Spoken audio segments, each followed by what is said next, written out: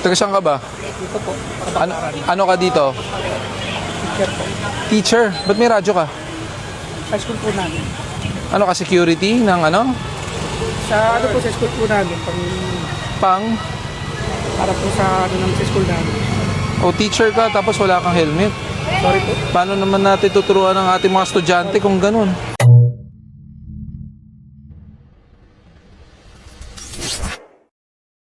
Hello mga stories, welcome back sa isa na mga random reaction podcast dito sa ating channel mga stories. Ako pala si Martin at ngayon pag-usapan natin to. Isang viral, no? Itong viral video ni Sir Gabriel Go. Kung saan isang teacher ang nahuli dahil walang helmet. Mainit ang issue, no? Mainit ang issue, hindi lang dahil sa violation, no? Kundi dahil sa linyang teacher ka pa naman, dapat ikaw ang better example sa mga kabataan. Okay. At dito tayo maging indiretsahan. Hindi ito pagtatanggol sa maling ginawa ng teacher. Pero hindi rin ito bulag sa pagsasang-ayon sa lahat ng paraan ng pagpapatupad ng batas. Okay? Magkaibang usapan to. Ang tama at magkaibang usapan ang tama, ang huli at tama ang pakikitungo. Okay? Iba yung tama yung huli, no? At saka yung tama ang pakikitungo dito. So, tingnan natin, play natin yung clip nito. Ito galing ito kay Sir Gabriel Go, no? Panoorin natin ito. Talaga dito. Tatakbo pa eh.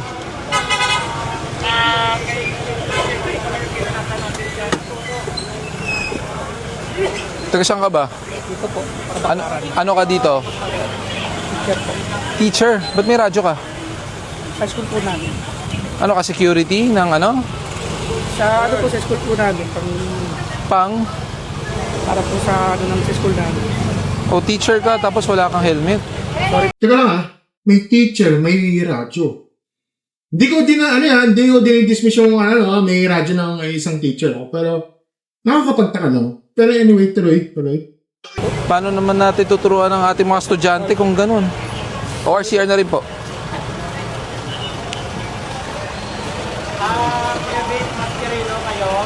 Sir, baka pwede wag din ang iyaro sa ano. Kaliwa kayo.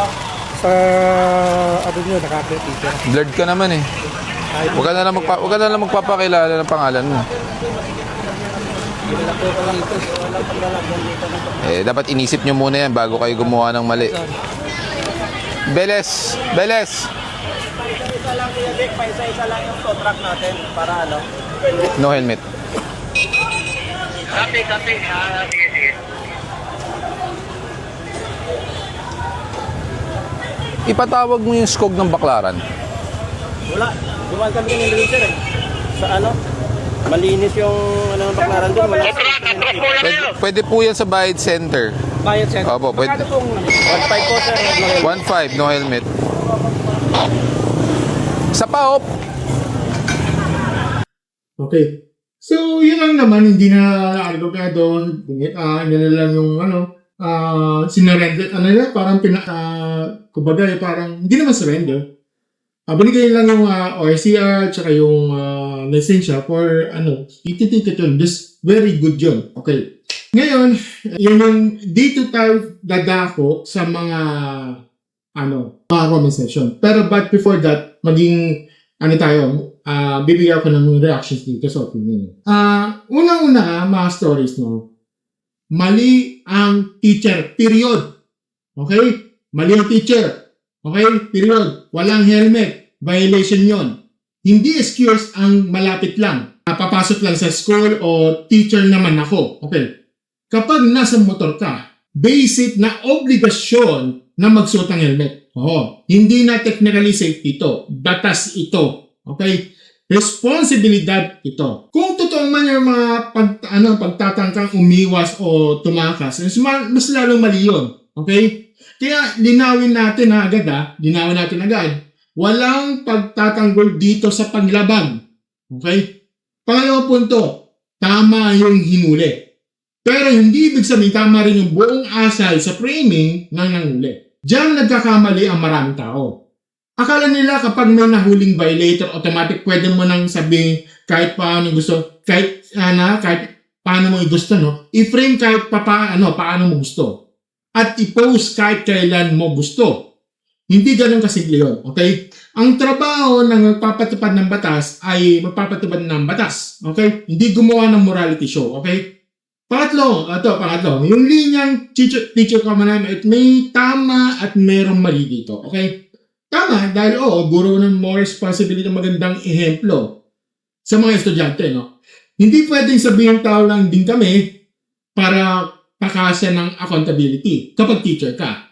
Natural lang na mas mataas ang expectation sa'yo. Reality yan. Yung mali yung gagamitan ng profesyon ng isang tao, dapat dagdag sahog sa public humiliation mo. Ang batas dapat pantay na walang helmet ay dahil sa violation, okay? Hindi dahil teacher ka, no? Pwedeng sabihin na mas mataas ang moral expectation. Pero hindi yung lisensya na gawing mas mabigat ang panghamak, okay? Sa madaling salita, no? Teacher siya, teacher siya, pero tao pa rin siya, okay? Ang tao, no, kahit mali, may dignidad pa rin yan, okay? Pangapat ito, magkaiba ang documentation at content, okay? Magkaiba yon. Ito ang sentro ng issues para sa akin. Kung kinukuha ka ng kinukuha ng appreciation para sa ebidensya, transparency o seguridad ng proseso, no, maintindihan natin yun, okay? Pero kapag ang tono ng video, ang caption, ang pag-frame, no, at pag-upload ay malinaw na pagpunta ng virality at public shaming, ibang usapan na yun, okay? Huwag natin lokohin na sarili natin, no, na hindi lahat ng awareness ay malinis ang intensyon. Minsan, ang tawag sa awareness ay views lang na naagid disguise, okay? Kapag nakiusap ang tao na wag siya i-upload, tapos alam mong makikilala rin siya sa boses, uniforme, motor, at lugar, may valid na ethical question talaga roon, okay? Panglima, no, yung naka-blur naman ay hindi automatic ligtas o tama, okay? Marami na nagsasabi okay lang daw kasi blurred naman yung mukha. Pero hindi ganyan kasimple. Hindi naman yan kasimple ang reality. Okay? Sa totoong buhay, no, hindi mukha lang yung batayan sa pagkakakilala. Okay? Pwedeng makilala ang tao at sa boses, sa suot, sa motor, sa pinagtatrabuhan, sa lokasyon, at sa konteksto ng video. Okay? So, hindi ko magpapanggap na abogado dito. Hindi ako magpapanggap, okay? Pero kahit isang tabi muna natin yung legal side, okay? Sa ethical side sa ethical side pa lang red flag na, no? Kapag identifiable pa rin yung tao, okay? At halatang viral material ang pagkakagawa, okay? Hindi na lang yan simpleng documentation. May halong public exposure na yan. So pang-ano na punto dito. Maraming sablay sa argumento ng magkabilang panig, no. Una, whataboutism, no, yung whataboutism. Yung tipong kapag publiko tahimik kayo, tapos teacher viral agad. Okay? Yung may punto na consistency, dapat pantay talaga yung standards, no? Pero hindi nabubura sa violation ng teacher dahil may mas malalang gumagawa ng ibang sektor, di ba? Mali pa rin yan, mali pa rin ang walang helmet, okay? Yan lang, no? Yan ang boto na yan. Pangalawa, ito perfection fallacy. Yung idea na dahil teacher ka, dapat wala kang palpak kahit kailan. Hindi rin yan tama yon, okay? Ang pagiging guro ay hindi pagiging hindi pagiging santo. Okay? Ang pagiging guro hindi pagiging santo. Ang tamang inaasahan ng guro ay hindi perfection. Ang tamang inaasahan ay accountability. Okay? Pangatlo, false equivalence. Yung naka-blur naman, so okay lang i-upload na, hindi gano'n. Ang blur ay hindi katumbas ng consent. Okay? At lalong hindi katumbas ng respeto. Pangapa, yung appeal to morality. Yung tipong 4.3 million views na, ibig sabihin effective at tama. Hindi ganon. Ang dami ng views ay sukatan ng interest ng tao. Okay, interest ng tao. Hindi sukatan ng moralidad. Maraming viral, ang mababa ang kalidad dito. Maraming patok, ang mali ang paraan dito. Okay?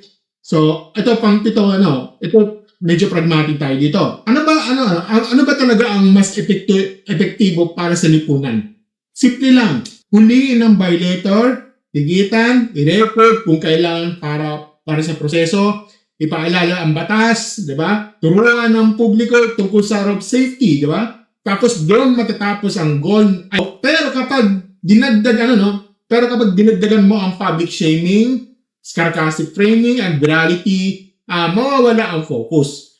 Ang usapan hindi na mag-helmet tayo, kundi pinahiya ang teacher.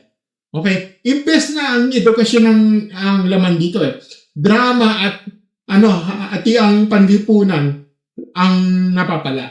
Okay? So, at yan ang practical truth. Okay? Yan ang practical truth. Ang disiplina na may respeto ay mas sustainable kaysa disiplina na may halong aliw at sa kahihiyan ng iba. So, pangalawang punto, may mas malalim prinsipyo dito. Ang batas na walang dangal, nagiging pananakot. Pero ang dangal na walang accountability, nagiging konsentidor. Kaya yung mga taong posisyon hindi kampi sa violator at hindi rin kampi sa pamamayan. Ang tamang posisyon ay pareho. May pananagutan, may paggalang, okay? Kung sa school ay social home, pangalawang magulang, dapat makita rin ng kabataan na kahit may mali ang isang tao, pwede pa rin siyang kausapin na may dignidad, no? Dahil kung ang aral natin ay sa batas ay kapag may kasalanan ka, okay lang na yurakan sa harap ng lahat. Hindi yan disiplina. Mali ring ehemplo yan ng kapangyarihan. So, ito ang masasabi ko lang dito, mga stories, no? Mali ang teacher dahil walang helmet. Dapat siya managot sa violation, okay? Walang debate doon. Wala tayo pagtatalo doon.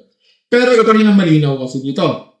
Ang pananagutan ay hindi kailangan samahan sa pagpapaya. Ang batas ay pwedeng pairalin ng matatag at may respeto. Sa totoo lang, mga stories, no? Doon mo mas makikita ang tunay na professionalism at ng otoridad.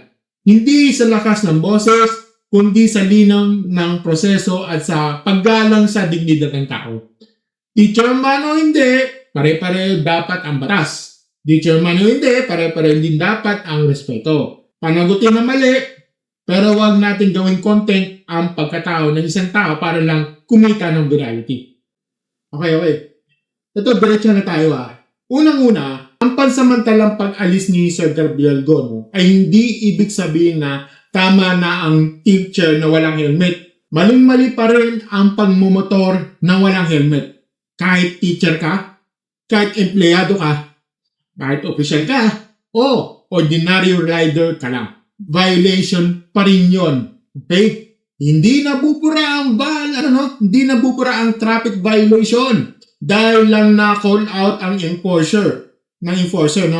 Magkaibang issue yun. Pangalawa, yung pag-investigate kay Gabriel Go ay hindi rin automatic na guilty na siya. Ito yung problema Ito yung problema kahit masyadong emotional ang comment section. Ang dami ko nakikita. Ang iba, parang tuwang-tuwa agad May haha-reaction pa tuwang-tuwa nang natanggal siya, na para bang final judgment na. Di pa yun, for your information. Administrative step pa lang yan. Okay? Normal lang na alisin muna sa operasyon ng isang opisyal habang may iniimbestigahan. Parang hindi madagdagan ng issue at para malinis ang proseso. Sa madaling salita, hindi ito panalo ng violation o yung violator.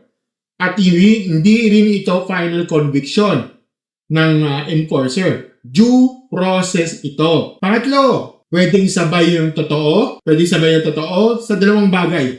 Okay? Mali ang teacher dahil walang helmet. Pangalawa, pwede rin may mali sa paraan ng panguhuli, pananalita, o pag-upload ng video. Marami kasi Pilipino ang hirap sa ganitong klaseng katotohanan. Gusto laging boxing match. Kampi ka ba sa teacher o kampi ka kay Sir Gabriel Go? Mali ang tanong na yan. Ang tamang tanong dyan is, sumunod ba sa batas ng rider? Mukhang hindi. Sumunod ba sa tamang asal at tamang proseso ng enforcer? Yan ang iimbestigahan yan. Ngayon, di ba? Pangapat, maraming comments na ang hindi na argumento.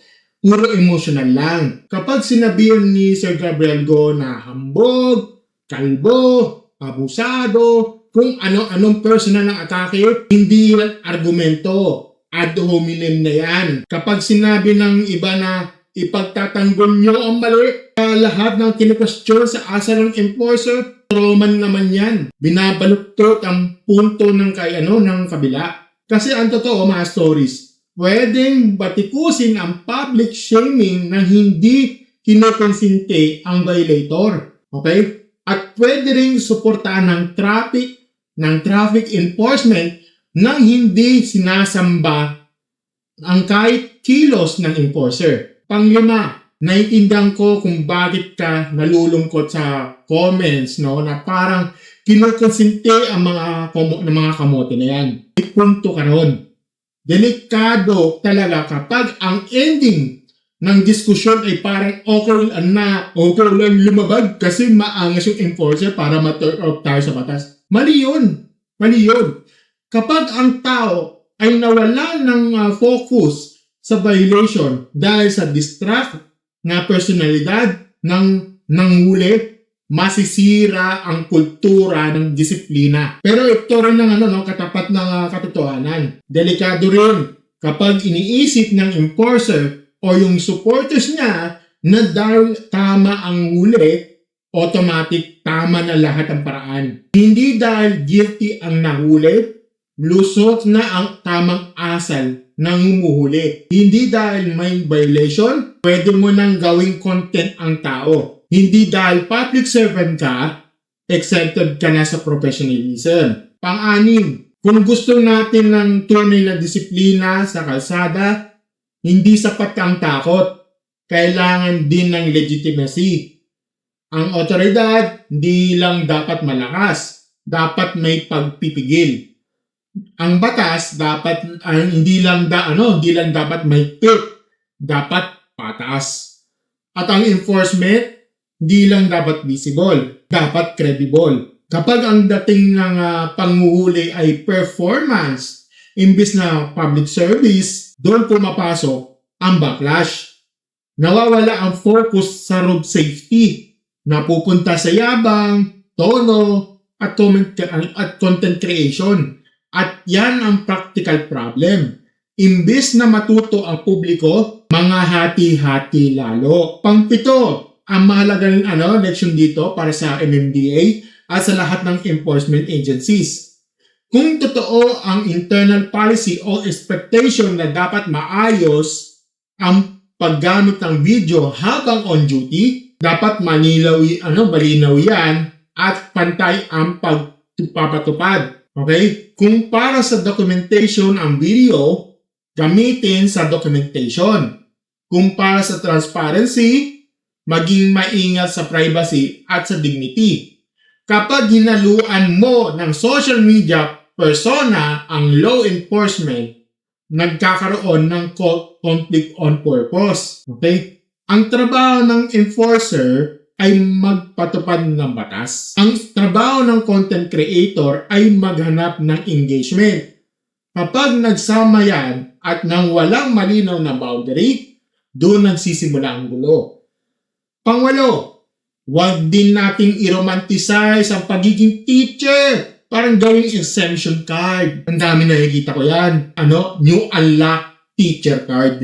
May mga comments para dahil guro, dahil pagbigyan na agad. Hindi rin tama yun. Okay? For your information. Respeto, oo.